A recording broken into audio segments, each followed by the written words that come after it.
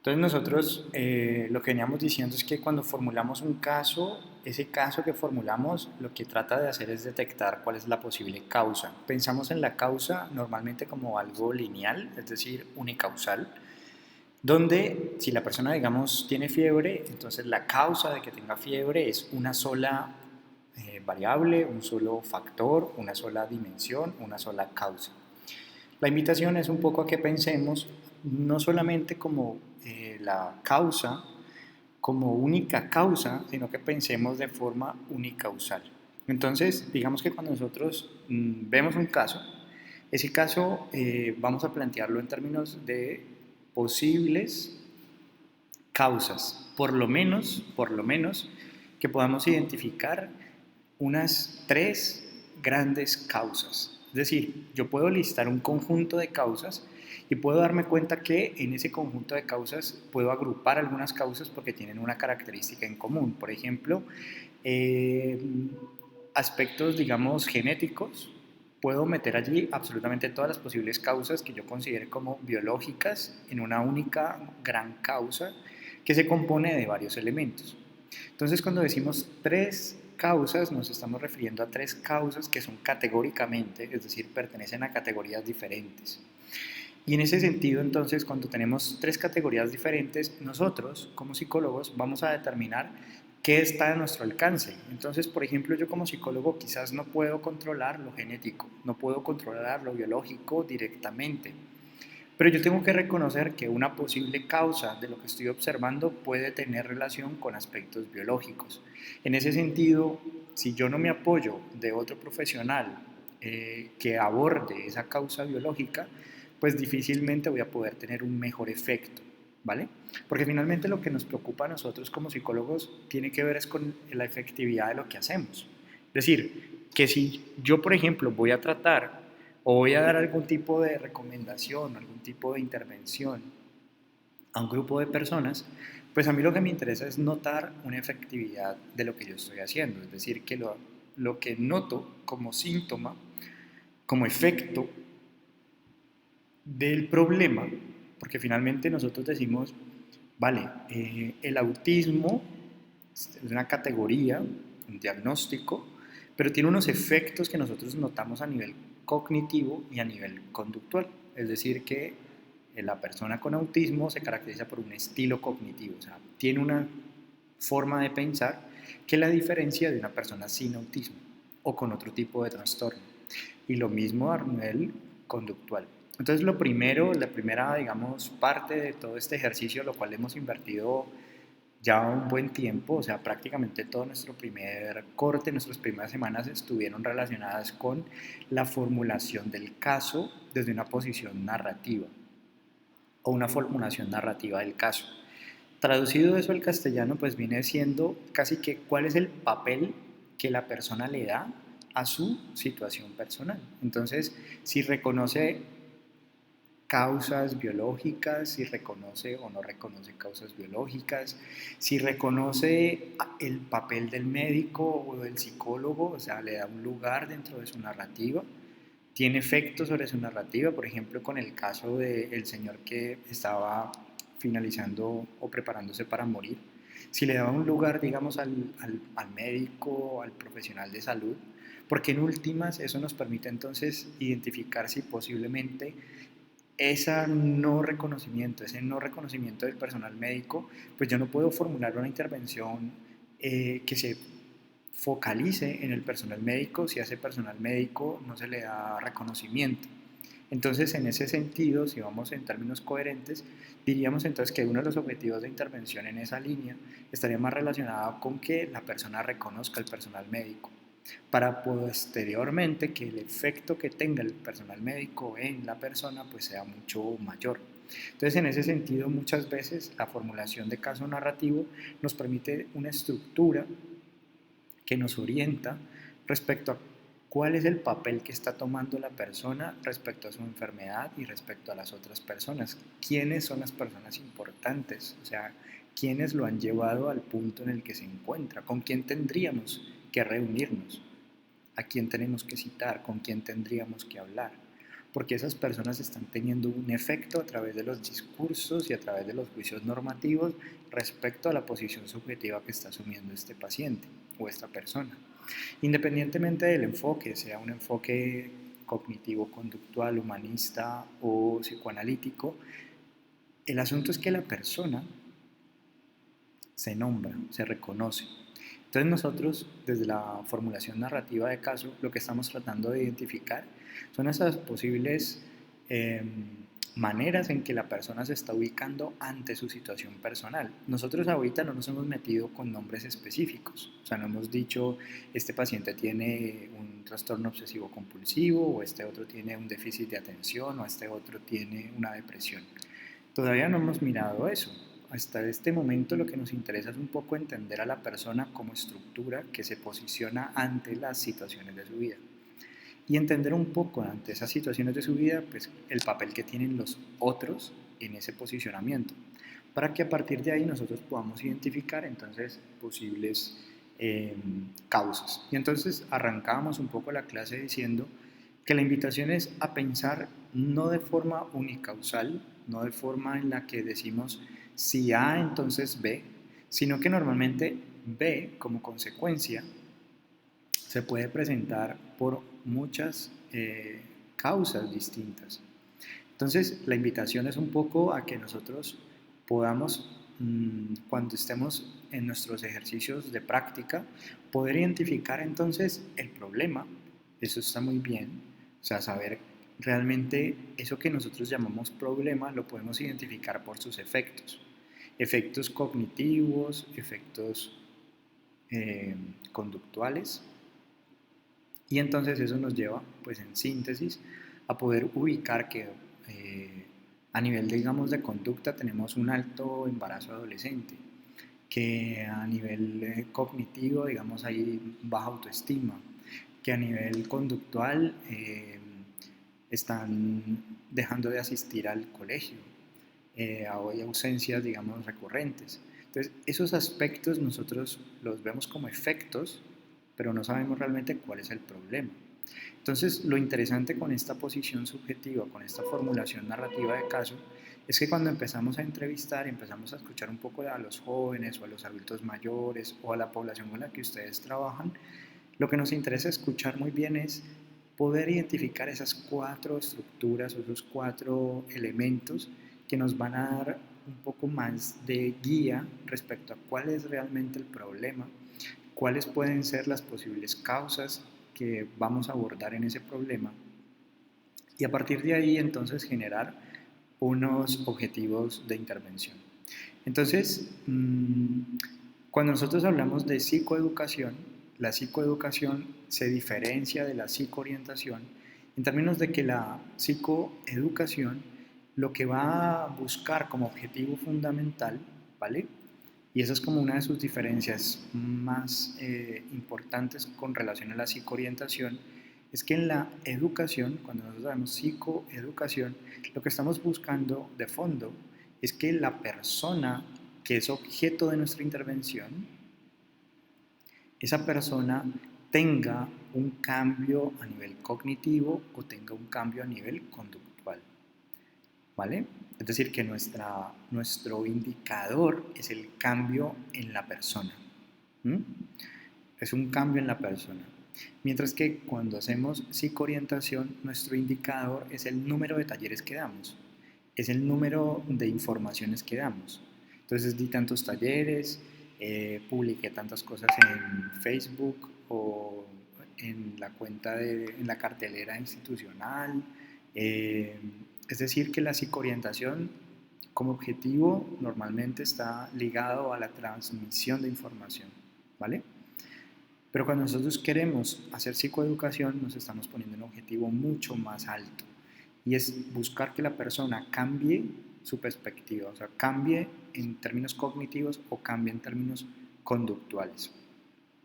Por lo tanto, los objetivos de intervención deben ser alcanzables. Por ejemplo, si yo tengo una persona que consume sustancias psicoactivas, yo no me puedo poner un objetivo de intervención de que la persona deje de consumir. Esa será la consecuencia posterior, Pero yo, en mi psicoeducación, voy a buscar un objetivo alcanzable dentro del tiempo que dispongo. Entonces, si por ejemplo yo voy a estar en una práctica que 6 meses voy a estar haciendo la formulación y los otros 6 meses voy a estar haciendo la aplicación, pues realmente tengo 6 meses para lograr algo. Entonces yo no me puedo pues, ubicar con un objetivo de intervención que yo no voy a alcanzar, que yo no voy a poder cumplir. Entonces, lo primero que nosotros tenemos que hacer es que exista coherencia entre lo que yo he comprendido sobre el problema, y entonces cuando decimos lo que hemos comprendido sobre el problema, ¿a qué nos estamos refiriendo? Nos estamos refiriendo a que cuáles son los efectos cognitivos y conductuales, y entonces los enumeramos. O sea, esto es lo que estoy observando, esta es la forma de pensar que veo, que escucho en las personas cuando las entrevisto, cuando hablo con ellas, cuando las observo. Estas son sus conductas, estas son como sus maneras y sus estilos de hablar, de pensar, ¿no? Una vez que yo tengo los efectos, entonces yo puedo irme al DSM-5 a consultar a qué se asemeja, digamos, esa situación o a qué problemática de salud se asemeja a esa situación, porque puede que no esté en el DSM-5, como por ejemplo el embarazo adolescente. Es una problemática que no está dentro del DSM-5, pero digamos que podemos encontrarlo como problema de salud, como problemática de salud. Entonces, ¿qué podemos nosotros utilizar? Podemos utilizar la Organización Mundial de la Salud para ubicar, digamos, estos problemas en salud que podemos encontrar. Eso para los contextos clínicos. En los contextos educativos, normalmente lo que nosotros vamos a utilizar es el DSM-5. Y también podemos utilizar lo que el Ministerio de Educación Nacional tiene como observatorio de la educación. Entonces los observatorios en educación pues, nos dan un poco de nombres, entonces deserción escolar, bajo rendimiento académico, ¿vale? Entonces nosotros empezamos a identificar problemáticas. Esas problemáticas a veces las vamos a encontrar en el argot, es decir, cuando entrevistamos profesores o cuando entrevistamos personas, pero es nuestra responsabilidad revisar o constatar la manera en la que ese problema se denomina, es decir, el vocabulario correcto. Una vez que nosotros hemos identificado el vocabulario correcto, es porque ese problema como tal, cuando lo nombramos, es decir, el embarazo adolescente, qué elementos conductuales y qué elementos cognitivos encuentro. Y entonces aquí pues quisiera hacer como una salvedad. ¿Cuál es esa salvedad? Que la teoría, es decir, cuando ustedes leen sobre embarazo adolescente, por ejemplo, o leen sobre prevención del consumo de sustancias psicoactivas o elementos así, ustedes se van a encontrar en la literatura investigaciones, es decir, artículos científicos que tratan sobre elementos conductuales relacionados con el diagnóstico temprano, o sea, cómo yo como psicólogo o como cualquier profesional de salud puedo identificar a una persona que consume de otra que no lo hace, ¿vale? Entonces ahí uno dice, bueno, estoy leyendo sobre prevención, estoy leyendo sobre diagnóstico, ¿cierto? Más que nada sobre diagnóstico. En prevención, entonces, ya nos ubicaríamos un poco más relacionado con qué es lo que nos dice la literatura científica respecto a la prevención. Si yo me voy a ubicar en la prevención, entonces la prevención de este problema, pues yo necesito saber en la literatura científica qué elementos se han hecho. Entonces, cuando decíamos, vamos a dividir como por un instante dos momentos. Hemos identificado el vocabulario correcto, sabemos de qué estamos hablando, sabemos que ese problema se llama así. Ahora, ese problema tiene unos efectos y esos efectos son los que me permiten indicarme a mí como psicólogo si estoy en el territorio correcto. Es decir, si estoy colocando un nombre adecuado para lo que observo. Si se corresponde, ok, estos niños tienen autismo, se corresponde el autismo como categoría, como vocabulario, con los efectos conductuales y cognitivos que observo. Y entonces aquí decíamos que podemos hacer dos separaciones. Una es la separación que nos da la investigación científica, es decir, que los artículos científicos nos dicen los efectos, o sea, nos dicen, mira, así se caracteriza un niño con autismo, estas son sus características, o estas son las características del embarazo adolescente, o sea, estos jóvenes que tengan estas características conductuales, estas características cognitivas, tienen más probabilidad de quedar en embarazo, ¿vale? Entonces, la literatura no lo dice, pero como ustedes están en sus escenarios de práctica, lo bonito es hacer un match, una unión entre lo que leyeron en la literatura, ¿vale? Entonces, la literatura les dice que hay 3 factores relacionados con el embarazo adolescente, ¿listo? Pero ustedes en su trabajo de campo, ustedes cuando van a entrevistar a los adolescentes, los están escuchando, observando y demás, empiezan a identificar un nuevo factor, un factor que en la literatura científica no está presente. ¿Y por qué? Ustedes dirán, ¿en qué se diferencia la literatura científica de mis casos? Y entonces yo les pregunto a ustedes, cuántas investigaciones, cuánta literatura científica producimos en Colombia, los psicólogos colombianos? Y entonces ahí nos vamos a encontrar con que gran parte de la literatura científica se produce en otros países por otros psicólogos con poblaciones distintas. Y entonces uno diría que uno tiene que tener la mente abierta, es decir, está bien escuchar, está bien basarme en la evidencia, está bien reconocer lo que otros psicólogos y otros profesionales han estudiado sobre este problema en otra parte del mundo con otras poblaciones, pero no me puedo olvidar que Colombia es singular, que la Comuna 7 de Cali es singular, que no se parece en nada a la Comuna 19 o a la Comuna 20, ¿vale? Y cuando hablamos entonces de comuna nos estamos refiriendo a unos discursos específicos de esa comuna. Hay comunas donde las barreras invisibles operan. Hay comunas donde ustedes dicen, mmm, barreras invisibles, ¿cómo así? Yo no entiendo a qué se refiere la barrera invisible. ¿Cómo así que no puedo salir después de las 6? ¿Cómo así que no puedo entrar a X barrio? ¿Cómo así que no puedo entrar a este parque? ¿Cómo así que de aquí para allá está una pandilla y de aquí para allá está otra? ¿Vale? Entonces, esos elementos que aparecen dentro de comunidades, nosotros los vamos a reconocer aplicando la formulación narrativa. Nosotros identificamos de lo que nos dicen, cuáles son esos juicios normativos, es decir, esos lugares a los que puedo o no puedo ir, me puedo o no puedo hablar, puedo o no puedo hacer, cuáles son mis discursos, cuáles son mis juicios normativos que operan en esa comunidad y que me explican a mí por qué hay una posición subjetiva de esa manera. Es decir, porque una mujer se reconoce como mujer en tanto es mamá. Es decir, yo puedo aportarle a mi comunidad siendo mamá a los 15 años, a los 14 años. Si yo soy mamá a los 14 años, soy exitosa, ¿vale? Ese discurso, porque es válido en esa comunidad, pero suena tan raro para la Organización Mundial de la Salud. ¿Por qué nos alarmamos? Porque decimos prevenir el embarazo adolescente. Y entonces ahí nos podemos encontrar desde que en esa comunidad, si yo tengo un hijo del jefe de la banda, pues estoy protegida, mi familia está protegida, nadie se mete con mi familia.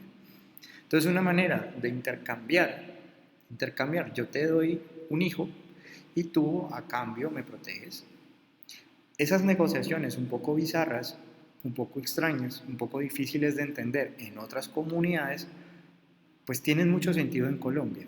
Entonces, dicho todo eso, dicho todo ese marco, digamos, de contexto en el cual nosotros hacemos psicología, fijarnos el objetivo depende en gran medida de la formulación que yo he hecho.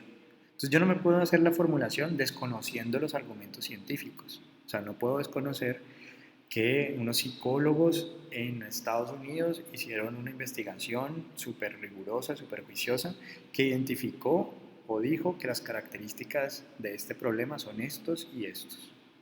Pero tampoco me puedo olvidar que en mi comunidad eso es válido allí y lo tengo que negociar entonces con lo que me estoy encontrando en la práctica regular, ¿vale? Entonces, hasta este momento, ¿qué hemos dicho? Hemos dicho, primero, que hemos marcado una diferencia y una invitación a que dejemos de pensar en la enfermedad como un fenómeno unicausal. O sea, cualquier problema, no se puede explicar desde una sola causa, desde un solo lugar.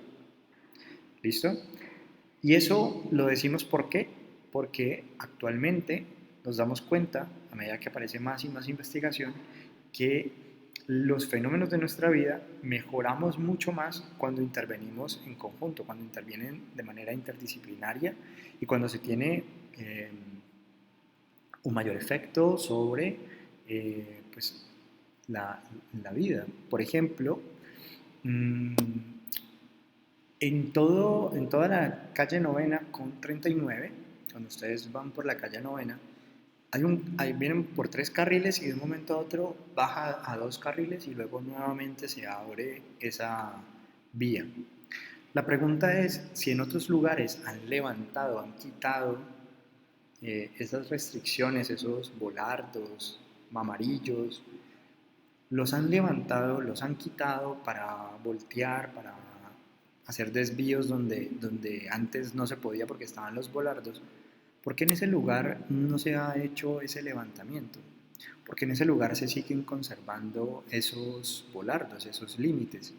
Entonces muchas veces las preguntas que nosotros a veces nos tenemos que hacer también es ¿por qué este problema se sigue manteniendo en el tiempo? Es decir, yo no soy el primer psicólogo que lo encuentro, ¿vale? Yo no soy el primer psicólogo que me encuentro con el embarazo adolescente. ¿Por qué en esta comunidad el embarazo adolescente sigue en aumento, no disminuye? ¿Vale? Y eso no significa que los psicólogos que estaban antes eran malos o que la psicología no funciona.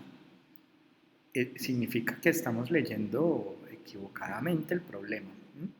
Entonces, visto así, pues lo primero que nosotros deberíamos entonces en síntesis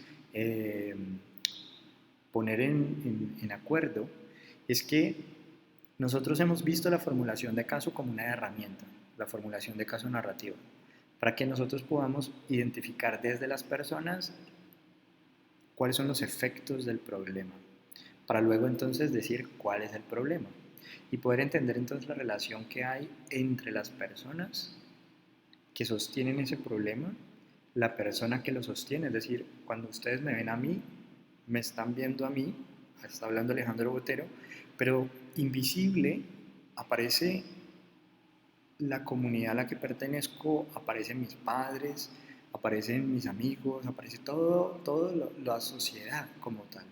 Entonces, mi labor, cuando ustedes me escuchan a mí, es empezar a identificar yo a qué le doy más preponderancia, quién tiene mayor peso en mi discurso y yo cómo me estoy posicionando en ese discurso. Visto así, podríamos decir entonces que una vez nosotros hemos identificado los efectos, básicamente consecuencias cognitivas, consecuencias conductuales. Cuando hablamos de cognitivo nos estamos refiriendo a lo cognitivo emotivo, o sea, tanto emociones, cogniciones como conductas. ¿Cuáles son esos efectos? ¿Qué es lo que observamos? Podemos listarlo, registrarlo. Si estoy escuchando, transcribirlo. Y con todos esos elementos yo empiezo a identificar unas características que son inequívocas de un vocabulario, de una categoría, de un problema. Y entender entonces que como yo nombre ese problema, yo no lo puedo explicar desde un solo lugar, desde una sola causa, sino que lo que estamos diciendo es invitar a pensarlo como causas separadas, causas independientes. Entonces, ¿qué tienen en común la herencia familiar y la herencia personal? Son aspectos genéticos o aspectos biológicos, por tanto podrían ir en una misma categoría. Y entonces la invitación es a pensar siempre en la identificación a partir de esos efectos que se nombran, qué es lo que está apareciendo como categorías que se pueden agrupar que podrían ayudarme a entender un poco por qué se está presentando ese problema. Entonces, para entender por qué se está presentando ese problema, decíamos que tenemos dos alternativas y que la invitación es a que usemos las dos. La invitación, uno, es a leer en la literatura científica lo que sabemos, lo que se está diciendo sobre ese tema. Si a mí me interesa prevenir, pues voy a leer sobre prevención. Si a mí me interesa intervenir, pues voy a leer sobre intervención. Si a mí me interesa diagnosticar tempranamente, pues voy a leer sobre eso. ¿Cómo diagnostico más tempranamente antes de que aparezca el embarazo adolescente? Voy a tratar de identificar rápidamente personas en riesgo de personas que no lo están. ¿Cómo lo hago? Voy a leer literatura científica para poder formular el caso de esa manera, ¿vale? Y lo otro es, a partir de lo que he escuchado, a partir de los registros que he hecho sobre los efectos, lo que he ido entendiendo sobre por qué se sostiene este problema en el tiempo, entonces a partir de ahí yo ya puedo eh, hacer un match entre lo que leo en la literatura y lo que encuentro en la cotidianidad, en el caso a caso. Desde allí nosotros podríamos empezar a partir, o sea, partir en el sentido de iniciar desde allí. Una vez que nosotros hemos hecho estos dos elementos, esos dos aspectos, lo que nos dice la literatura científica, lo que encontramos en el caso a caso a partir de la formulación narrativa, entonces nosotros vamos a poder fijar claramente, y la pregunta entonces es, en el tiempo que dispongo, ¿vale? ¿A cuál de las causas que están aquí yo podría intervenir? ¿A qué me puedo en el corto, mediano y largo plazo intervenir? Entonces yo puedo tener objetivos de intervención para futuros psicólogos, para que sea un programa institucional, para que todos lo abordemos desde el profesor hasta el papá, la mamá, los compañeros, y con cada uno de ellos tengo objetivos muy específicos porque entiendo que hay una interrelación entre la persona y sus pares, la persona y sus padres, la persona y sus profes, ¿vale? Y entonces yo podría decir, vale, yo con cada grupo me puedo fijar objetivos muy puntuales para que en la sinergia de cada una de las intervenciones que estoy realizando, sea comunitaria, sea familiar, sea personal, pues entonces yo pueda tener unos indicadores. Y si mi indicador es un cambio de conducta, si mi indicador es un cambio cognitivo, pues yo me estoy proponiendo una propuesta psicoeducativa. ¿Por qué? Porque la educación es un proceso de humanización, es decir, es convertir a una persona en alguien humano, es convertir a un animal, a un Homo sapiens, en un ser humano, es que adquiera esa experiencia. Entonces, cuando usted le dice maleducado, es porque usted está irrumpiendo con algo que lo hace a usted un ser humano, lo hace a usted un reconocido como ser humano. Entonces, usted es maleducado cuando, entonces ahí vienen los juicios normativos, ¿no? Pero esos juicios normativos, pues de alguna manera nos permiten convivir en sociedad. No, es que usted, ¿cómo puede eruptar cuando come? En esta cultura, maleducado. En otra cultura, eruptar es sinónimo de que está rico, ¿vale? Entonces, cada cultura tiene sus propias regularidades, sus propios juicios normativos. Entonces, yo en últimas lo que quiero como fijar como resultado de aprendizaje para la clase del día de hoy, pues tiene que ver con que aprendamos a hacer psicoeducación, o sea, en qué consiste, qué pasos tenemos que seguir para hacer psicoeducación y terminar por empezar a pensar sobre objetivos de intervención, o sea, cómo yo formulo un objetivo de intervención y que ese objetivo de intervención pues esté adecuado, en consecuencia, correcto, en relación con la formulación que yo he hecho, ¿vale? Y sobre todo, que podamos decir, claro, yo lo puedo alcanzar, lo puedo lograr, ¿cómo me doy cuenta si lo logré o no? O sea, ¿cómo verifico que realmente eso que yo en palabras puse, que suena tan bonito, puedo verificarlo, ¿vale?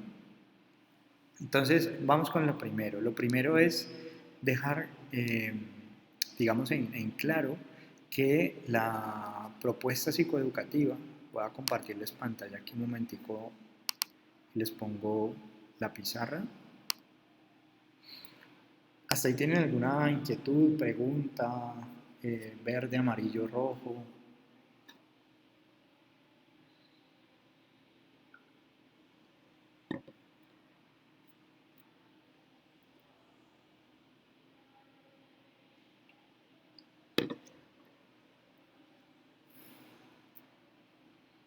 ¿Están ahí?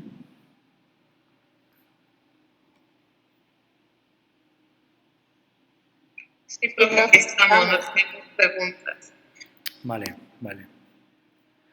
Verde, bueno.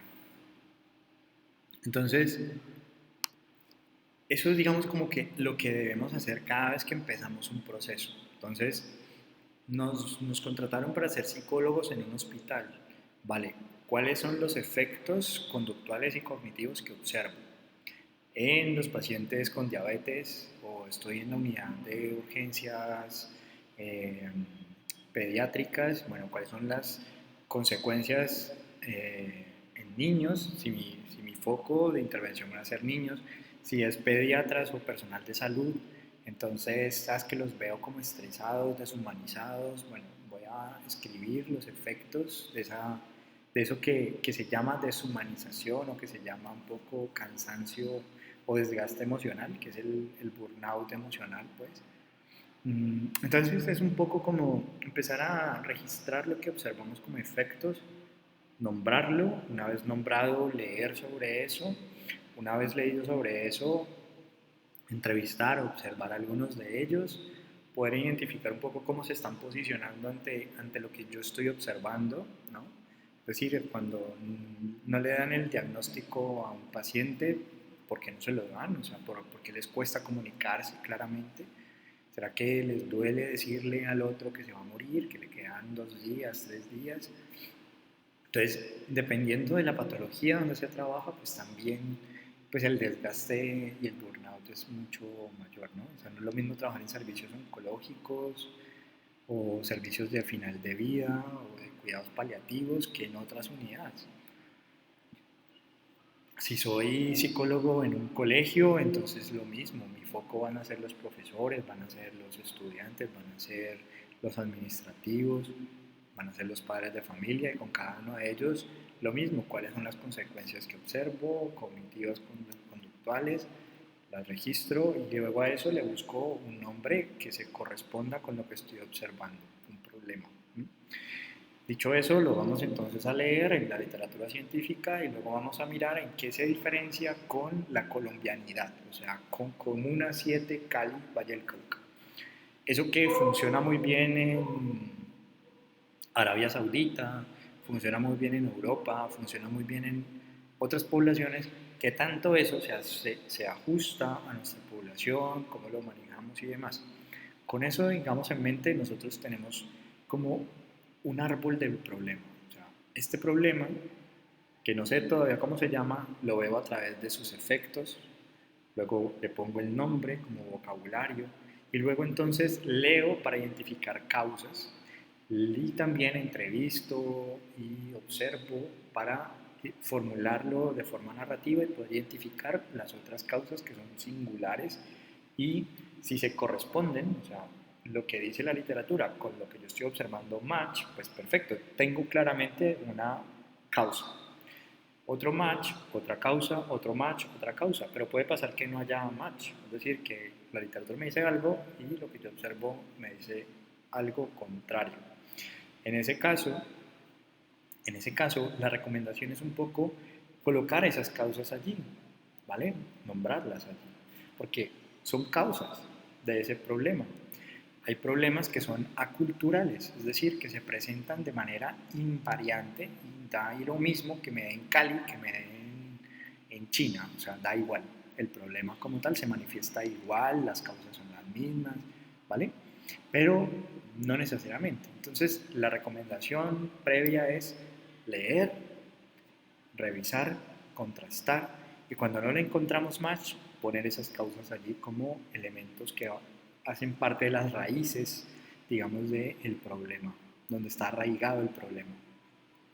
Ahora, lo siguiente que yo me voy a preguntar es cuánto tiempo tengo y cuánto dinero tengo también para hacer intervención. Es decir, eh, la intervención que me voy a proponer es una intervención costosa, es una intervención que me implica meterme la mano al bolsillo, cuento con recursos para hacer esta intervención, puedo pedir una resma de papel y me la dan o no me la dan, eh, porque eso también va a delimitar la manera de intervenir. O sea, que yo no puedo ponerme a poner en papel, pues que voy a hacer, no sé, títeres y voy a hacer un poco de estrategias cuando adolezco, carezco de recursos para elaborarlos, cuando trabajo con población que si come, o sea, si desayuna no almuerza, que si no almuerza no come, o sea, y entonces ahí pues yo tengo que empezar a pensar en algo ajustado con la población que voy a trabajar, porque de lo contrario estaría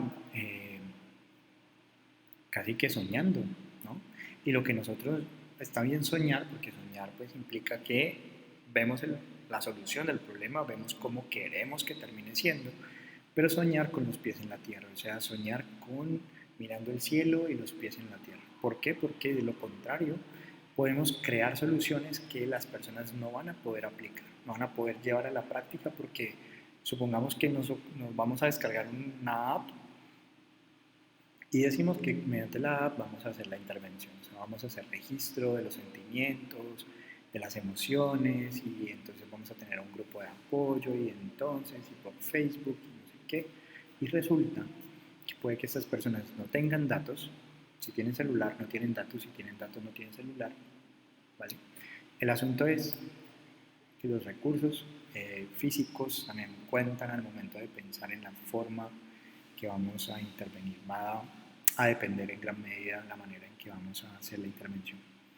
Entonces, puede funcionar muy bien y por eso cuando ustedes leen un artículo que los emociona mucho, porque funciona, reportan que funciona, pues ustedes dicen, bueno, ¿qué tanto yo puedo aplicar eso que dicen ellos que se hace en esta población? Es decir, a estos niños los llevan al zoológico, bueno, yo puedo llevarlos al zoológico. Estos niños juegan con Lego, se les pasa Legos y con los Legos se interviene para que haya mayor desarrollo cognición social. ¿Qué tanto yo puedo tener Legos? Le puedo decir a mis primitos, a mis amigos, vamos a hacer una donación de Lego a esta institución. ¿Qué tanto esos Legos van a sostenerse en la institución, a mantenerse en la institución? Van a empezar a desaparecer fichitas de a poquito hasta que nos quedamos sin fichas. Y entonces ahí empieza uno a pensar en cómo sostener la intervención, o sea, para que dure en el tiempo. Ah, listo, me consigo los Legos. Primer paso. Tengo la donación de Legos. Ahora, ¿cómo sostengo estos Legos en la institución sin que se pierdan? ¿Cómo genero el cuidado de estas piezas para que no se las lleven a su casa? ¿Vale?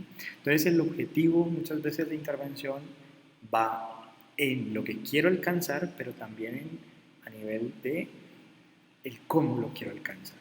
Y eso también me da entonces como unas pistas del proceso.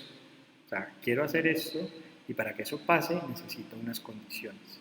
Entonces, un objetivo va a estar sobre las condiciones y otro objetivo va a estar sobre lo que quiero alcanzar.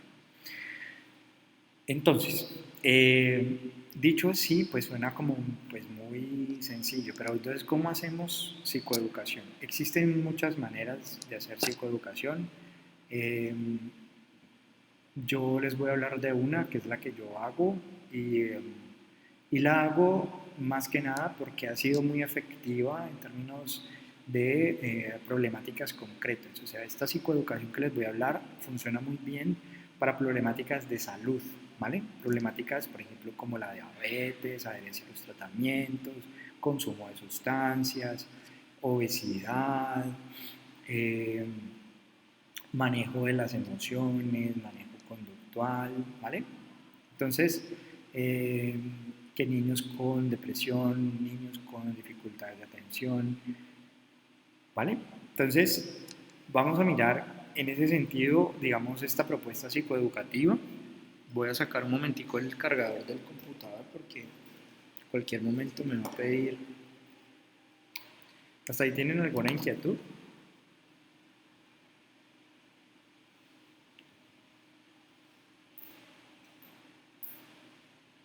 No, profe. Vale.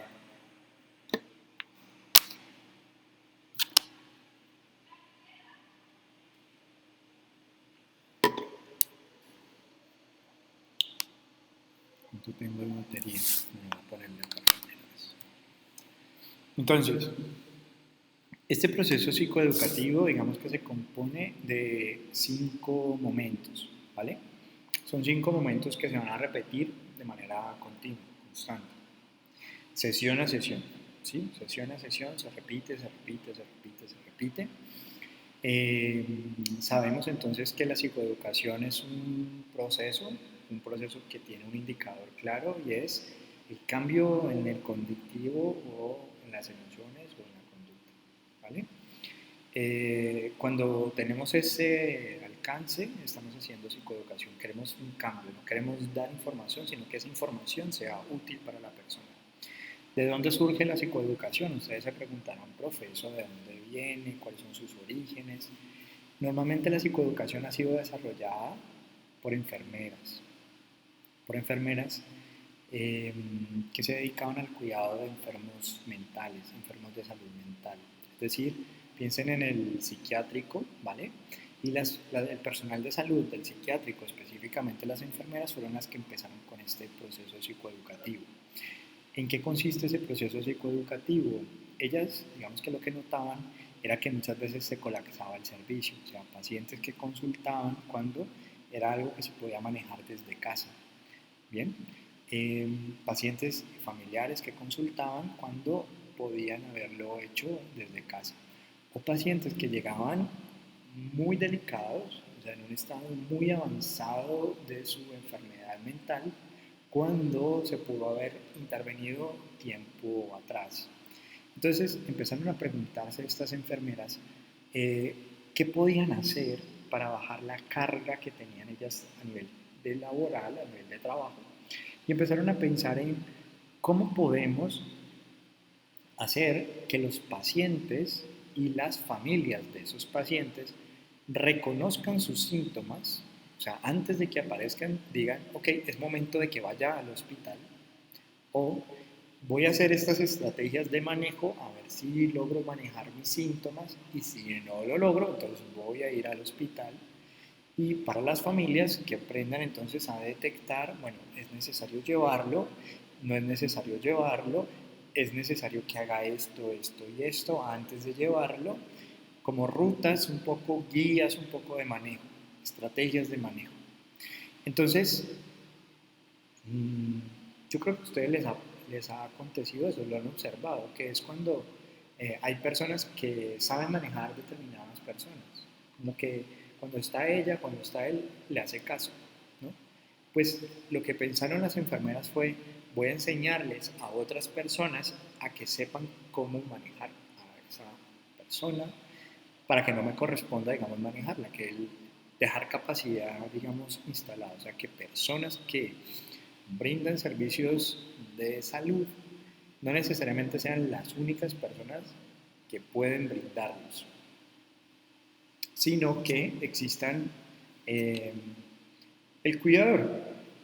O sea, la palabra cuidador, si ustedes lo consultan en los descriptores en ciencias de la salud, el cuidador abarca un conjunto tanto de personal médico como no médico. Entonces, la psicoeducación, digamos que va dirigida al paciente y va dirigida al cuidador. Bien, entonces, profe, si yo lo direcciono solo hacia una comunidad, o sea, solo hacia el paciente, solo hacia el médico, o solo hacia la enfermera, o solo hacia el padre de familia, o solo hacia el familiar, o así, ¿eso sigue siendo psicoeducación? Sí, siempre y cuando lo que yo tenga como objetivo sea que esta persona cambie. Entonces, supongamos que no se tomaba el medicamento y mi proceso psicoeducativo es para que se lo empiece a tomar, para que se vacune, para que vaya y haga consulta, para que asista, digamos, a los controles. Bien, vale, entonces voy a hacer psicoeducación porque no sirve, hay muchas propagandas, de hecho, ustedes ven todo el tiempo en redes sociales, en internet, en Facebook, en YouTube, cómo los bombardean de información. O sea, ustedes van a ver un video de algo que les gusta y de un momento a otro les aparece una propaganda que les dice cosas como no fumes, fumar te hace daño, eh, usa condón, cuídate, mantén el distanciamiento, no te toques los ojos, etcétera. O sea, la información todo el tiempo se está dando. ¿Por qué no es efectiva? Entonces, la psicoeducación es un poco ese puente en el que nos vamos a educar, o sea, vamos a hacer un proceso de humanización para que la persona que antes no hacía algo, ahora se humanice y lo haga. Vamos a dar todas las condiciones para que esa persona viva el proceso. Entonces, no sé si algunos han asistido a procesos de liderazgo que los han formado como líderes. Yo eh, con los scouts fui a un proceso de liderazgo, no, yo con la universidad fue un proceso de liderazgo, yo con la iglesia fue un proceso de liderazgo, etc. Ustedes van y van intensivos, o sea, van día 1, día 2, día 3, y todo eso está fríamente calculado. O sea, ustedes el primer día saben qué van a hacer, el segundo día, el tercer día, el cuarto día, y al finalizar ese proceso ustedes salen diferentes de cómo llegaron. Entonces, ese salir diferente de atravesar ese proceso, si fueran exclusivamente a dar información, entonces digamos que el alcance es mucho menor.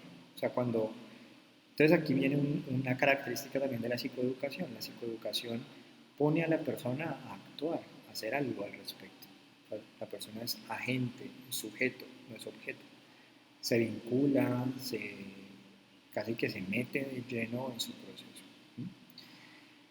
Entonces, en ese sentido, hacer psicoeducación pues es un proceso que nosotros tenemos que pensar antes de ejecutar. O sea, debemos de saber qué vamos a hacer en cada una de las sesiones, la primera, la segunda y la tercera, la cuarta y la quinta. Eh, y se diferencia un poco de los procesos psicoterapéuticos, que en los procesos psicoterapéuticos, de alguna manera, cada persona pues, va guiando su propio proceso, se fijan y se cambian objetivos, ¿no? A lo largo de cada una de las sesiones, los diagnósticos, las impresiones diagnósticas cambian, mientras que la psicoeducación, digamos que se va a focalizar en problemas específicos. Es decir, el programa psicoeducativo de depresión, el programa psicoeducativo de esquizofrenia, de embarazo adolescente, de consumo de sustancias, etcétera.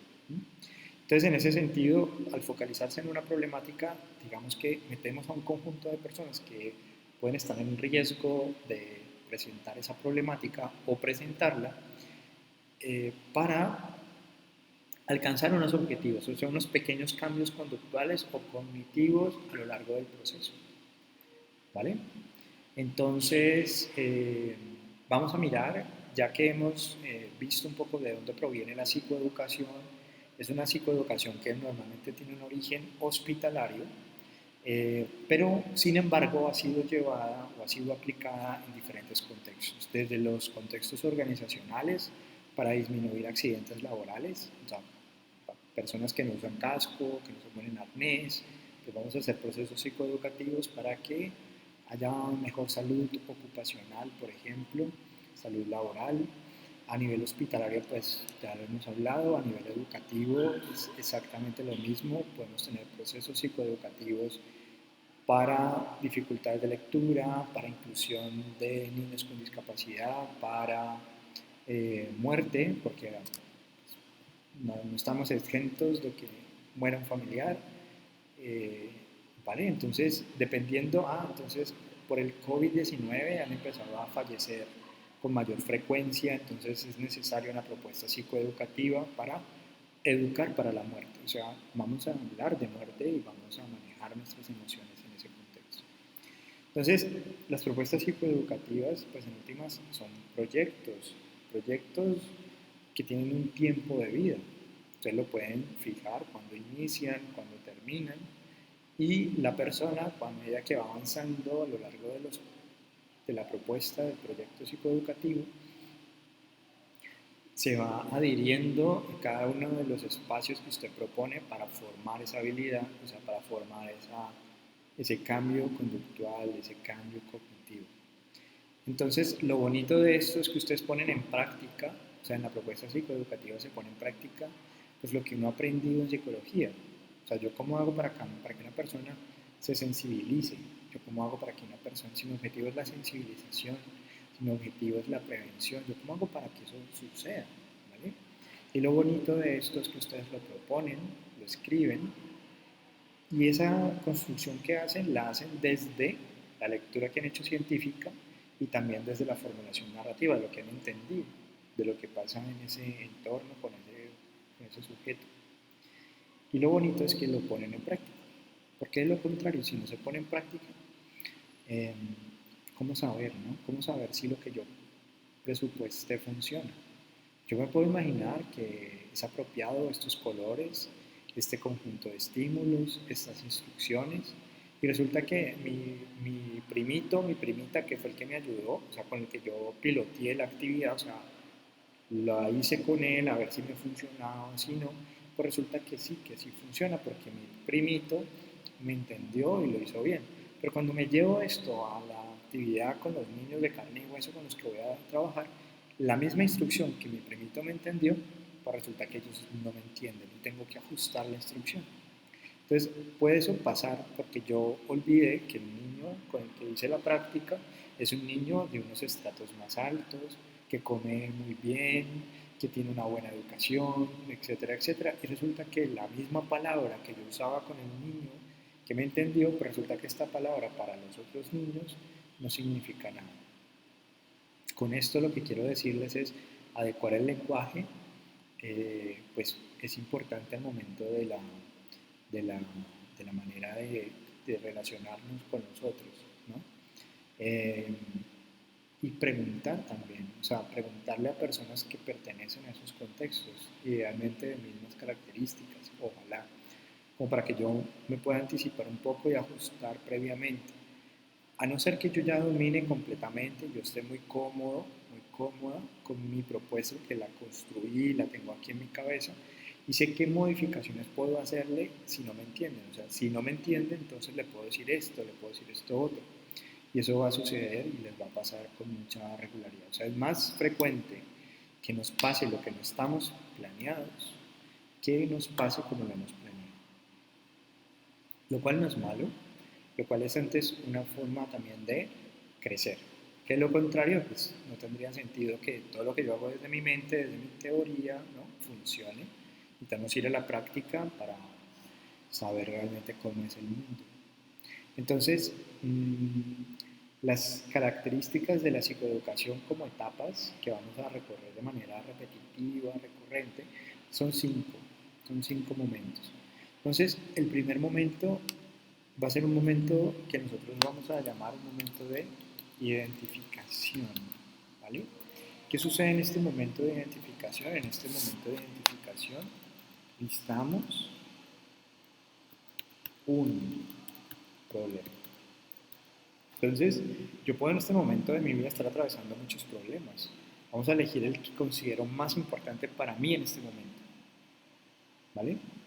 Entonces, tengo un grupo de personas que todas, porque este es un grupo de depresión, o este es un grupo de consumo de sustancias psicoactivas, este es un grupo de niños con TDA, este es un grupo de papás con niños con TDA, este es un grupo de profesores con niños con TDA. Entonces, listo, todos tenemos en común esto, pero ¿cuál es el problema que yo como sujeto, como profesor o como papá o como niño identifico? O sea, tengo muchos problemas en este momento porque no sé cómo manejarlos, no sé qué hacer, no sé cómo intervenir, me está sacando de quicio ese niño. Entonces, ¿cómo organizo y digo, vale, de todos los problemas que tengo, quisiera trabajar este problema en particular?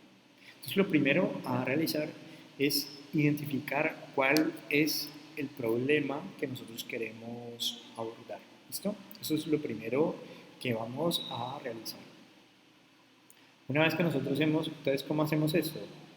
Puede ser de forma participativa, o sea, estamos todos sentaditos, hacemos un rapport inicial, es decir, bueno, ¿qué te gusta? ¿Qué hobby? Pues hablar de pendejadas, o sea, cosas sin peligro, ¿no? ¿Cómo te llamas? ¿Qué te gusta comer? Conocernos un poco, perderle un poco el miedo, pues a conversar, el grupo. Y una vez hecho eso, entonces vamos a vamos a participar y entonces la psicoeducación normalmente se hace entre dos personas, ¿vale? Entre dos profesionales.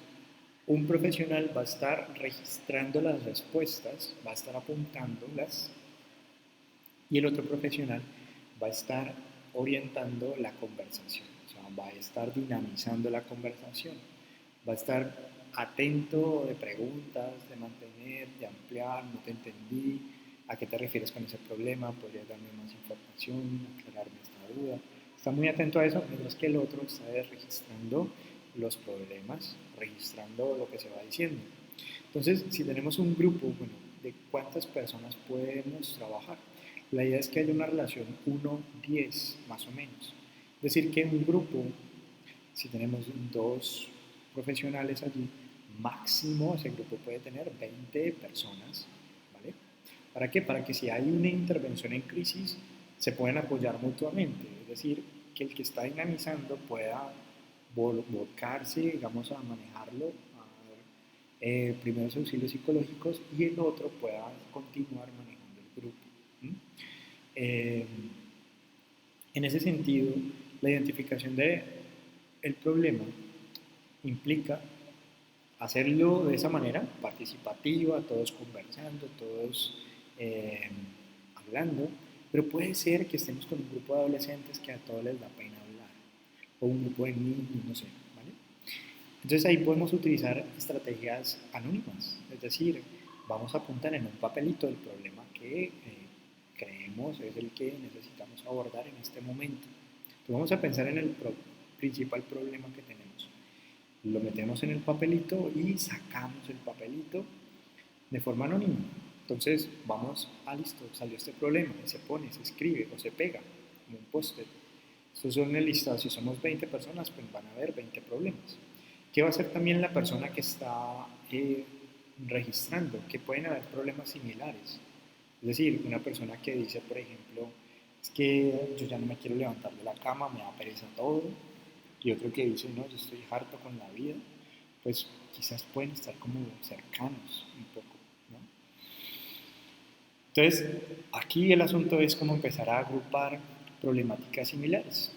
Entonces, 20 problemas pueden convertirse en 5 problemas, o en 3 problemas, o en 2 problemas, ¿vale? Una vez entonces nosotros hemos hecho esa identificación de problemas, hemos depurado también problemas que pueden estar repetidos y demás, el siguiente paso que nosotros vamos a hacer tiene que ver con la selección. Y entonces aquí, pues nosotros de ese conjunto de problemas vamos a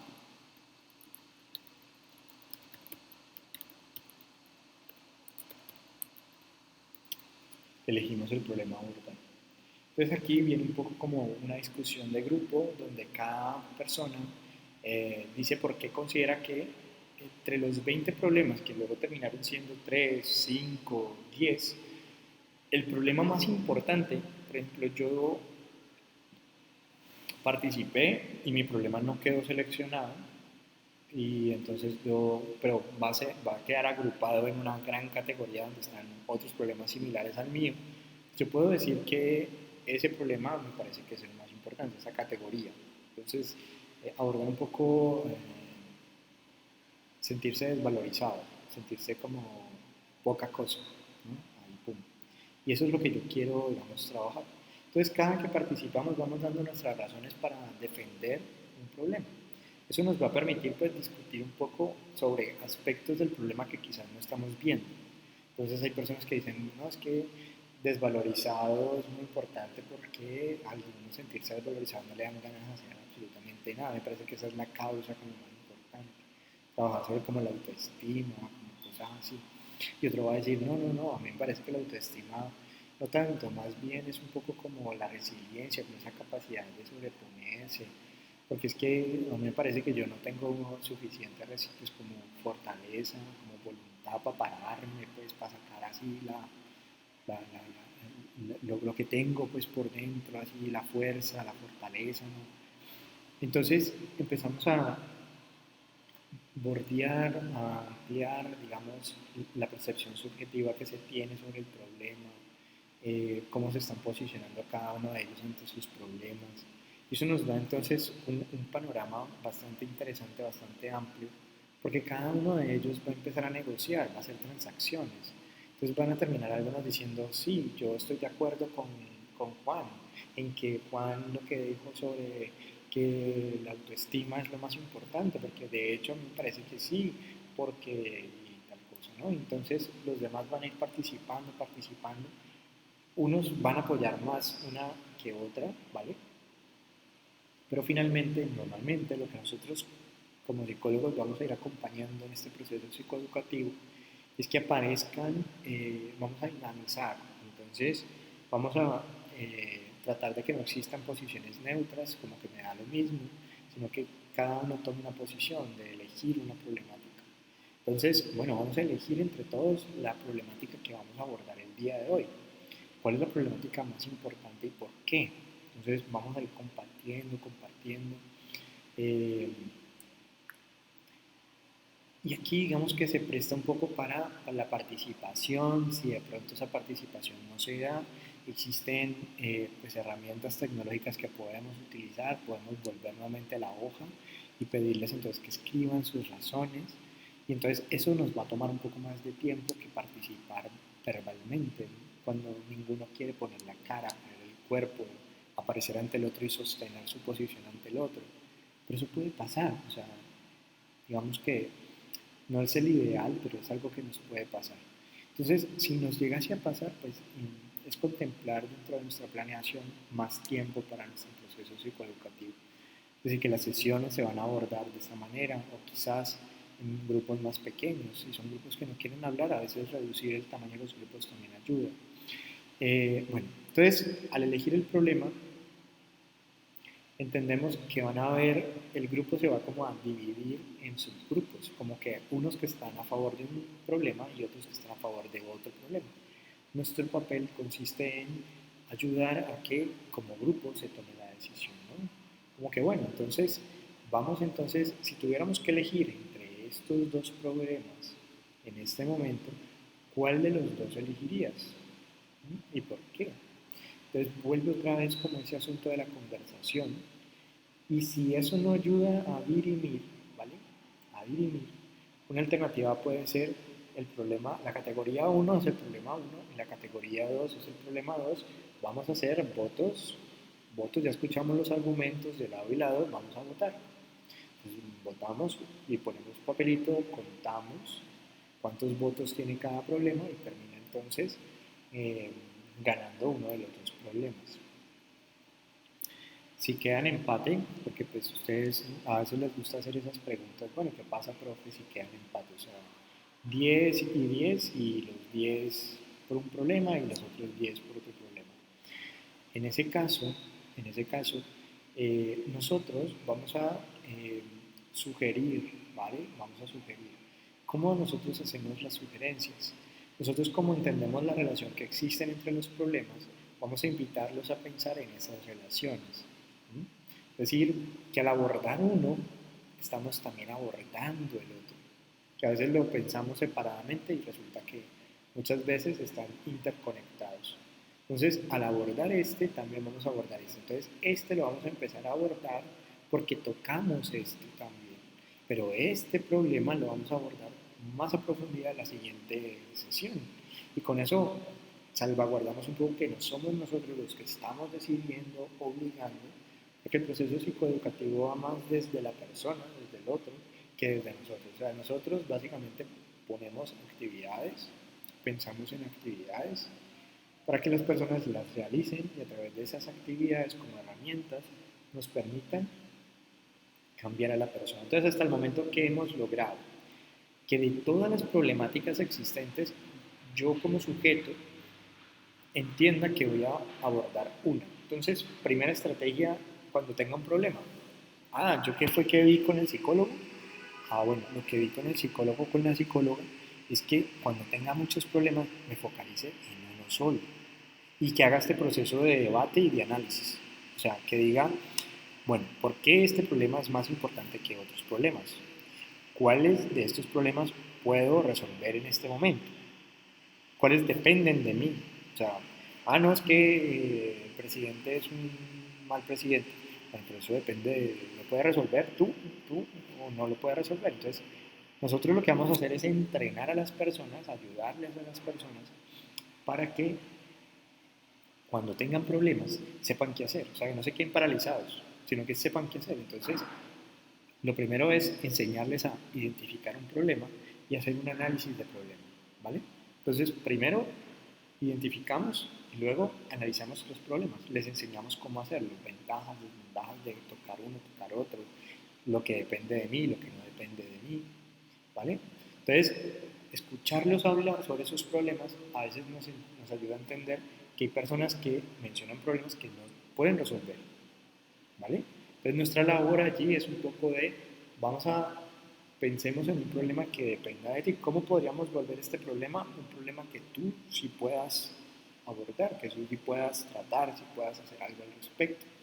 Entonces el problema de la mala gobernabilidad se puede traducir en el asunto de yo cómo gobierno mi vida, cómo yo elijo, ¿no? Por poner un ejemplo. Entonces, con eso, la persona se va a ir con un cambio. Primer cambio, que si antes no sabía cómo elegir un problema, ahorita vas a saber cómo elegir un problema. Va a seleccionar, va a decir, de todo, elijo uno, de ese uno analizo entonces las condiciones que tiene para saber si lo abordo o no lo abordo, si lo puedo abordar o no lo puedo abordar. Y si no lo puedo abordar, pues entonces elijo otro. ¿Vale? ¿Qué sigue a continuación? El punto número 3. Una vez elegido el problema, entonces nosotros vamos a hablar de, vamos a hacer una lluvia de soluciones. O sea, ese problema, ¿cómo lo podemos resolver? Y entonces ahí vamos a, absolutamente, vamos a, si se quedan en silencio las personas, no dicen nada, no saben cómo resolverlo.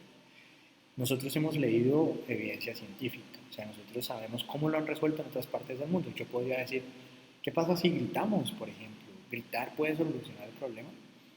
Si en otra literatura científica dice que sí, las personas me pueden decir, no, eso acá no. Si yo llego a gritar, me disparan, yo no puedo gritar. Ah, bueno, listo, acá no se puede. ¿Qué otra solución podemos hacer?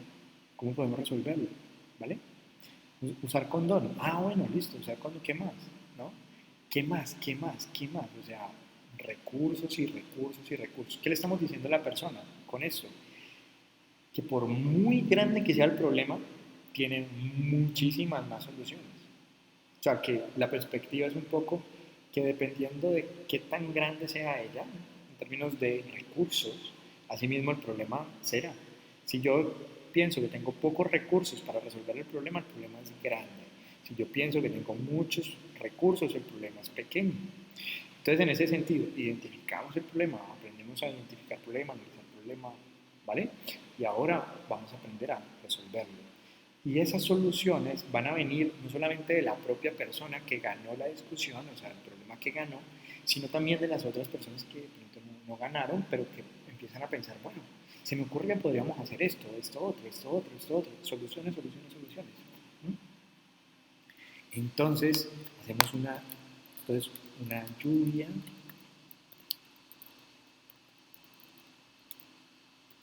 de soluciones. Entonces aquí tiene que estar muy atento tanto el que dinamiza como el que escribe las soluciones. Porque entonces aquí vienen, nos ponemos un poco como si antes nos estábamos focalizando en el problema, ahorita nos vamos a focalizar en la solución. Entonces, bueno, ¿qué podemos hacer? Y nosotros como psicólogos vamos a sugerir soluciones. Y soluciones eh, pues reales, o sea, soluciones que realmente hayan funcionado en otras partes, soluciones que de pronto yo no sepa cómo solucionar, pero que se me ocurre que podrían funcionar, ¿no? Entonces, vale, voy a listar soluciones, vamos a hacer una lluvia de soluciones, ¿no? Todos participan, todos registran, todos están en esa discusión, entonces van a salir un montón de soluciones. Si hay 20, mínimo 20 soluciones van a salir, ¿vale? Cada uno da una y una persona puede dar muchas más que una. Entonces, si hay una persona callada, vamos a invitarla a que por lo menos dé una. Bueno, al menos danos una solución que se te ocurra. ¿Qué solución puede ser? ¿Vale? Damos esa lluvia de soluciones Y lo que vamos a hacer entonces a continuación, que es el punto número 4, entonces fíjense que hasta ahora hemos identificado el problema y identificado posibles soluciones. O sea, la persona cuando tenga un problema va a decir, lluvia de soluciones, o sea, ¿qué puedo hacer para resolverlo? Vale, ahora lo que vamos a hacer tiene que ver con la implementación. Entonces, ¿en qué consiste esto? Vamos entonces a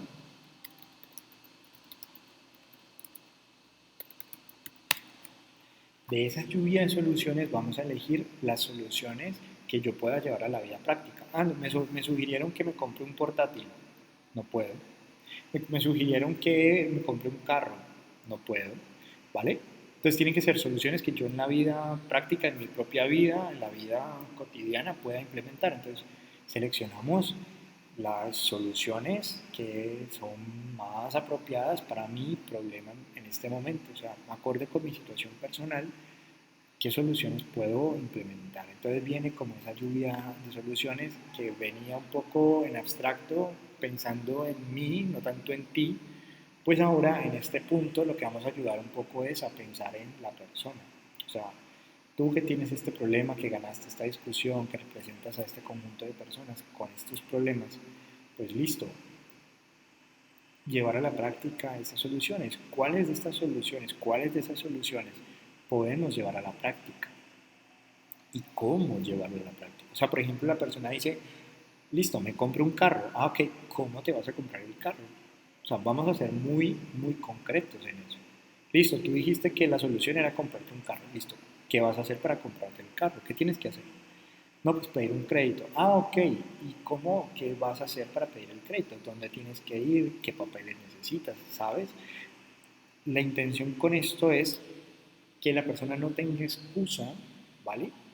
Para decir, por ejemplo, listo, voy a comprar un carro y la siguiente sesión llegue con, no, pues yo no sé cómo comprar un carro, sino que en la misma sesión se aborda la práctica, la materialización de esa solución. Entonces, la solución que se eligió es una solución que se va a revisar en concreto, o sea, cómo la pones en práctica. Ah, listo, que ponerme condón, ah, bueno, ¿y sabes ponerte un condón? No, no sé. Ah, ok, pues mira, te enseño, ¿no? No, no te sabes poner un... No, es que no tengo dinero para comprarme un condón. Bueno, ¿y qué vamos a hacer entonces para conseguirnos el condón? Entonces, otra vez soluciones, otra vez implementación, ¿listo? Puedes, por ejemplo, sé que en tal organización, entonces aquí viene una pista también en la psicoeducación, y es que nosotros cuando trabajamos en problemáticas también sabemos cuáles son nuestras instituciones aliadas. Por ejemplo, yo estoy trabajando en consumo de sustancias psicoactivas, sé que hay teléfonos y fundaciones a las que yo puedo llamar o la persona puede llamar para comunicarse si recae, si necesita algún tipo de trabajo, algún tipo de recomendación, etcétera.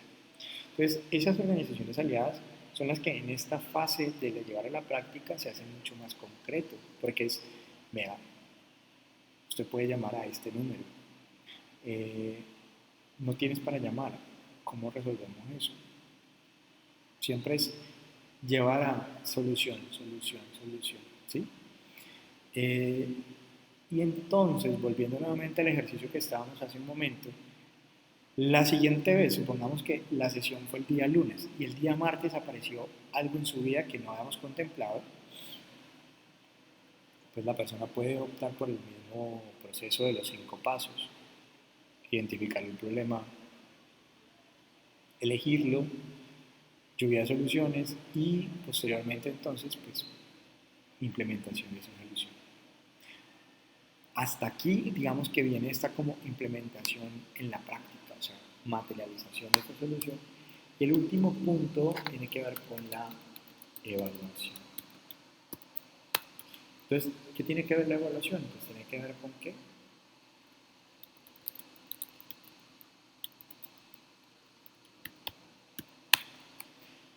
Entonces, bueno, es que nosotros aquí dijimos que para sacas un crédito y entonces los papeles, pues bueno, fíjese que yo fui al banco y llevé los papeles, pero resulta que no soy apto para el crédito, ¿vale?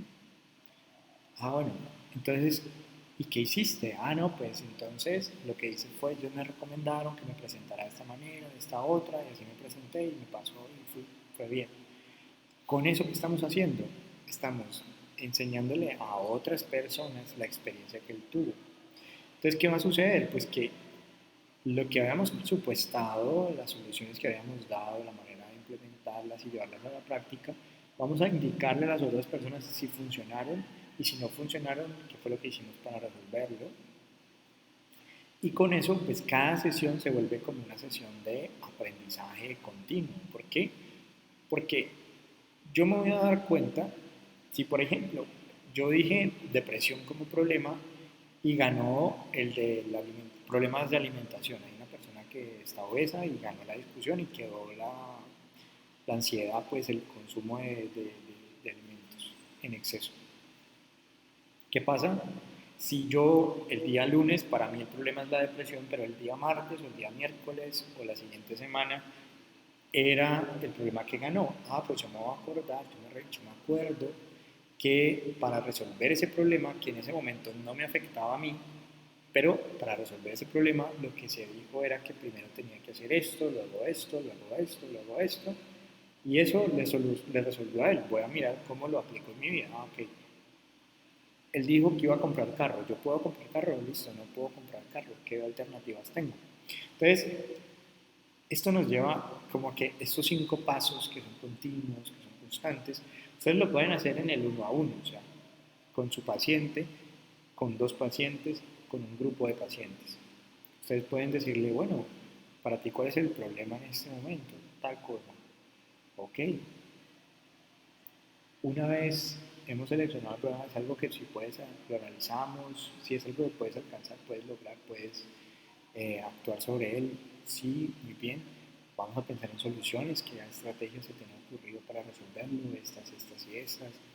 Cómo las vamos a llevar a la práctica, esas soluciones que hemos elegido. Y finalmente, la siguiente sesión vamos a preguntar cómo te fue con las soluciones que escogiste, que elegiste. Entonces la sensación es un poco de que él tiene el poder o que él tiene el control. O sea, ustedes como psicólogos no. Simplemente ustedes están en el lugar de que su genialidad aparezca, ¿no? Que su sabiduría como sujeto aparezca. O sea, él sabe cómo resolverlo. De pronto es que le hace falta un empujoncito, pero estamos ahí es como para eso, ¿no? Como para escucarlo y que la persona emerja, hacerle preguntas correctas. ¿Y cómo hacemos esas preguntas correctas? Formulación de caso, narrativo, que yo tenga claro cómo se está posicionando él ante su problema, qué discursos lo han mantenido en esa posición, qué juicios normativos o materializaciones está evidenciando y qué está olvidando. Porque las soluciones que va a dar van a depender en gran medida del mundo que él percibe. Es decir, si yo me percibo como una persona capaz, líder, pues yo te puedo dar soluciones acorde con esa posición de líder y de capaz que soy. Pero si me voy como una persona víctima o una persona sumisa, las soluciones que te voy a dar van a estar en esa posición. Es decir, van a ser muy tímidas, muy tenues, suaves, ¿vale? Por eso también el trabajo grupal es tan importante, porque nos ayuda a ver que hay otras personas que tienen problemas más delicados, más graves que los que yo tengo. O sea, a veces yo digo, uy, no, mi problema es horrible, pero cuando escucho a mis compañeros me doy cuenta que no, que el problema es mucho más delicado, mucho más grave. Y si esas personas están solucionándolo, o sea, yo puedo ayudarle a solucionarlo, yo puedo darle una solución, puedo dar cuenta de esas soluciones. Entonces, hasta este momento hemos hablado un poco de las características de la psicoeducación, qué es psicoeducar. También hemos visto cuáles son esos pasos para hacer esa psicoeducación, y es una psicoeducación que podemos hacer tanto individual como grupal. Decimos que es recomendable la grupalidad por la variabilidad subjetiva, es decir, que los bienestares subjetivos cambien, que hay personas que se sienten mal por una experiencia y otros que ante la misma experiencia no. Entonces, esa variabilidad retroalimenta y sirve y es muy útil eh, porque a veces nosotros pues, no las sabemos todas. A veces la solución la da una persona que está allí, ¿vale? Entonces, implementar y ver ese proceso de cómo las personas dicen, yo le voy a apostar a esto, voy a probar por esta solución, y ver cómo esa solución la ponen en práctica y empiezan a decir, pues usted me dijo que lo hiciera 2 días, pero yo terminé haciéndolo 4 días porque me pareció mejor, me sentí mejor, lo hice así. Pues bien, síguelo haciendo 4 días porque te está dando resultados. O sea, no eres tú como psicólogo o la literatura científica la que marca la pauta, es el caso. La literatura científica nos da una pista, unos límites, unos derroteros, pues como para saber por dónde vamos. Pero realmente es el caso el que nos va a decir realmente cómo proceder, cómo seguir, ¿vale? Entonces, yo pues había presupuestado que miráramos los objetivos de intervención, eh, y pues para eso pues voy a hacer como para que no queden ahí como en el tintero, voy a hacer como una diferenciación entre los objetivos de investigación de los objetivos de intervención. Y para eso, digamos que vamos a trazar una línea aquí claramente, porque no son lo mismo la investigación y la intervención. Es decir, que cuando yo tengo un objetivo de conocimiento, es decir, quiero saber cómo es un problema, quiero saber por qué se presenta ese problema, pues son objetivos investigativos. Quiero conocer, o sea, investigar para conocer. ¿Por qué? ¿De qué manera? ¿Cómo se relaciona? Entonces, describir, identificar, analizar, reconocer, desarrollar, o sea, desarrollar no tanto, pero que son verbos con una finalidad cognitiva, una finalidad de conocimiento, eh, van a estar más en el lado izquierdo, digamos, de sus pantallas. Los objetivos de intervención no son objetivos ligados con el conocimiento, sino más ligados con la intervención. Y entonces en ese sentido la intervención se va, y por eso marcábamos unos límites, decíamos qué tanto yo puedo lograr eso que me he propuesto, ¿vale? Entonces en esta intervención lo que vamos a decir nosotros es que no queremos conocer, sino que ya conocemos, o sea, ya sabemos cómo es, por qué se presenta.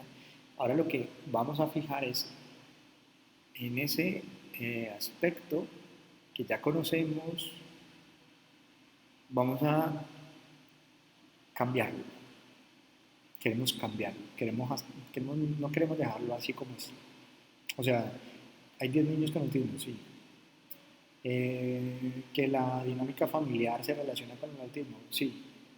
Que la ausencia del padre, sí. Bueno, pero queremos hacer algo con eso, queremos cambiar eso, queremos hacer algo al respecto. Entonces ahí nos estamos metiendo en la intervención. Y para eso, entonces, en la intervención, nosotros, al reconocer nuestra propia responsabilidad, nuestros propios límites, porque no podemos cambiar personas mágicamente, no podemos hacer así y cambió. Entonces vamos a usar verbos que describen esa accionar por parte nuestra, responsable, limitado, cuidadoso. Entonces ahí nosotros podemos utilizar cosas como,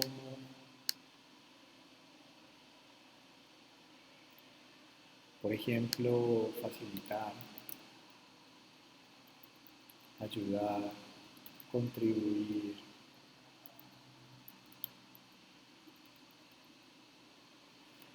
Y estos elementos que están antes de los verbos nos ayudan a hacernos la vida más útil, más cómoda, más tranquila. Porque si yo, por ejemplo, digo que mi objetivo de intervención es desarrollar pensamiento crítico en los estudiantes universitarios, ¿sí? Que me di cuenta que no lo tienen o que tienen un porcentaje muy bajo de desarrollo, pues de mí completamente no depende. O sea, por más que yo escriba el verbo desarrollar pensamiento crítico, desarrollar autoestima, de mí completamente no depende que la autoestima se desarrolle. Entonces, más preciso sería facilitar el desarrollo de promover el desarrollo de ayudar en el desarrollo de ¿m? Que el mismo verbo. Ahora, si ustedes lo ponen como desarrollar pensamiento crítico, es un objetivo de intervención. O sea, eso no se le puede discutir a usted. ¿Listo? Así es. Por lo tanto, la recomendación que vamos a utilizar para manejar, digamos, estos verbos, vamos a compartir pantalla nuevamente, toda la pantalla, y cuando nosotros estamos en eh, la taxonomía de Bloom, que es la sugerencia que les hacía un poco también para la elección de los verbos, digamos, pues esta es la que normalmente aparece, no es la única, pero pues la sugerencia es un poco ir directamente a la fuente, o sea, Bloom tiene una página en inglés, pero pues está una pirámide de sus verbos revisada y actualizada, pero digamos que esta pues no está mal, ¿no? Entonces, por ejemplo, aquí del lado izquierdo, ustedes notan los verbos, por decirlo así, las acciones, y por el lado de acá el grado de complejidad de lo que ustedes están proponiendo. Entonces, este tipo de elementos más relacionados con la investigación pues, están en unos niveles de complejidad un poco más bajos, mientras que los objetivos de intervención, de desarrollo, de evaluación, ¿no? Evaluar el impacto de lo que yo hago, ese tipo de cosas, tienen un nivel de complejidad mucho más alto. Ahora, el, lo que nos comparte, digamos, este gobierno aquí dice, pues es lo mismo, ¿no? Pero eh, los procesos cognitivos de orden superior, entonces en la evaluación tenemos verbos como justificar, presentar, defender, eh, medir, opinar, premiar, debatir, explicar, ¿no? Entonces, si yo por ejemplo quiero que las personas logren explicar eh, por qué se están tomando un medicamento, ese puede ser mi objetivo de intervención. O sea, una persona que antes no sabía por qué se lo tomaba, ahora sabe por qué se lo toma. Y mi objetivo es que los pacientes expliquen, ¿no? El uso de sus medicamentos. Entonces, básicamente aquí se convierte un poco en fijarnos en que normalmente los objetivos de intervención son objetivos que están en el orden de la evaluación y la creación casi que siempre. Más en la creación. ¿Mm? Diseñar, modelar, mejorar. Y de todas formas, como les decía, existen muchas taxonomías. Se propone la de Bloom por el ejercicio un poco que nos ayuda como a organizar un poco eh, y con algo como más sencillo, ¿vale? Entonces, los objetivos de intervención pues, se van a convertir siempre como en una manera de nosotros, por ejemplo, si nosotros con el paciente que trabajamos eh, nos proponemos que este paciente, digamos, involucre a su familia en el proceso de muerte.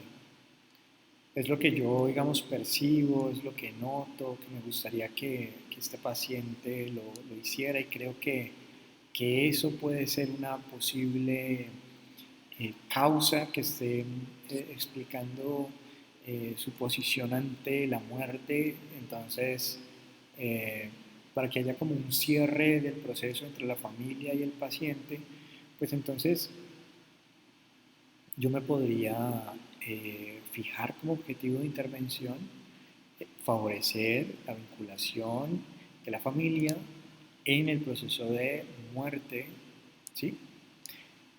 Y eso, digamos que me permite a mí claramente fijarme poner una mira. Y esa mira me permite a mí saber qué tanto yo estoy lejos o cerca de ese objetivo.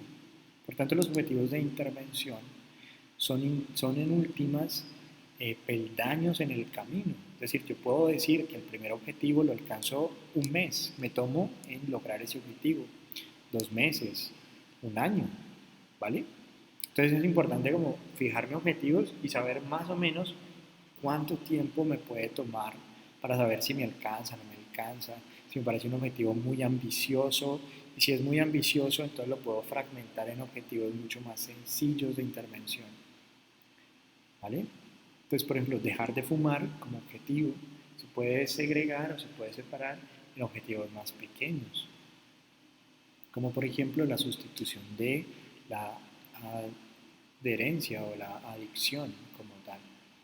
Entonces vamos a sustituir la droga por otra adicción mientras encontramos la manera de dejar de depender, digamos, de algo o de alguien. Bueno, son las 3:57. Yo voy a dejar de grabar pues ya en este momento. No sé si tienen alguna pregunta.